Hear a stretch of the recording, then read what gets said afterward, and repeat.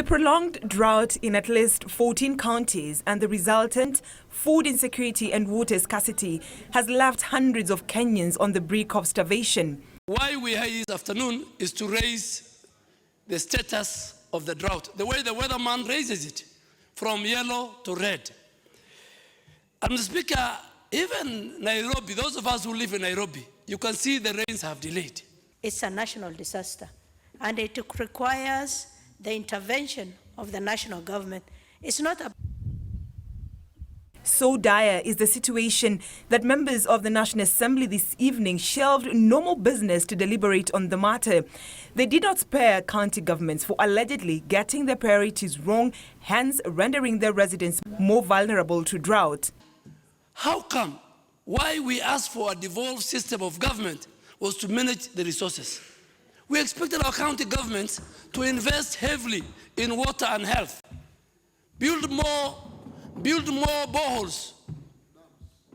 That we thought with the advent of devolution, the first priority of a county government in the Asal area will be water for our people.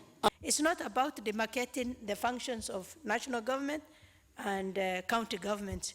It's overwhelming for county government.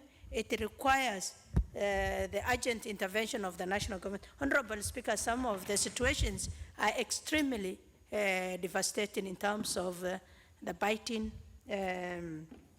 drought. County governments now has great responsibility over key resources like water supply.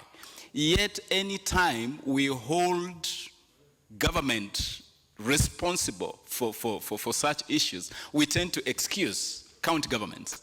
And this is a time when we must really come hard on county governments. They also want the national and county governments to work together to salvage the situation and ensure pastoralists do not lose their animals during drought. The county government of Wajir had been having crisis meeting trying to purchase food and do water tracking, and we have seen many centers with water, but this is not enough for the livestock, which is extremely, in a bad state, and the human. The ministries of devolution, water and treasury are keen on mitigating the current crisis while seeking long-lasting solutions to drought. The Minister for National Treasury called an emergency meeting of the Minister for Water, Minister for Agriculture and Livestock, Minister for Devolution, and the President will launch a large-scale intervention maybe by Monday or Tuesday, where, government agencies will draw all the water boozers they have from all the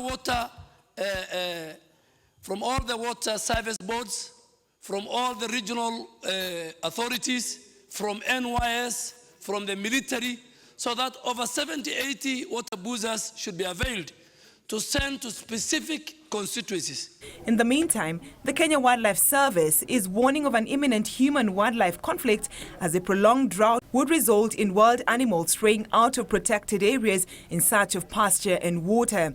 For Channel 1 News Hour, I'm Brenda Czeda Radido.